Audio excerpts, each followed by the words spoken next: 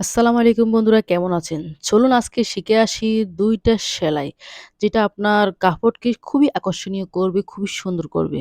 ১ number সেলাইটা হলো এইটা। এটা আপনার যেকোনো জামা, বিছানার চাদর যেকোনো জিনিসের কাছার মধ্যে এরকম ডিজাইনটা তুললে খুবই সুন্দর লাগবে। একটু লক্ষ্য করুন কিভাবে এটা বানানো হচ্ছে। উল্টা দিকে কিন্তু মোড়াতে হয়। সুচ গেঁথে এটা উল্টা দিকে মোড়াবেন। মানে ঠিক দিকে ঘোরালে কিন্তু ডিজাইনটা হবে না। এটা উল্টা দিকে ঘুরাতে হবে। উল্টা দিকে ঘুরালে কিন্তু ঠিক এই ডিজাইনটা হবে এবং খুবই সুন্দর লাগবে। তো চলুন ২য় সেলাইটা কিভাবে করি।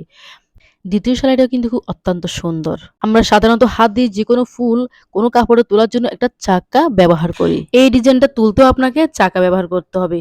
এই ডিজাইনটা তোলার আগে লম্বা ভাবে হোক অথবা গোলভাবে হোক ২ টা দাগ টানবেন একসাথে। বেশি চ্যাপ্টা হলে কিন্তু কম সুন্দর লাগবে।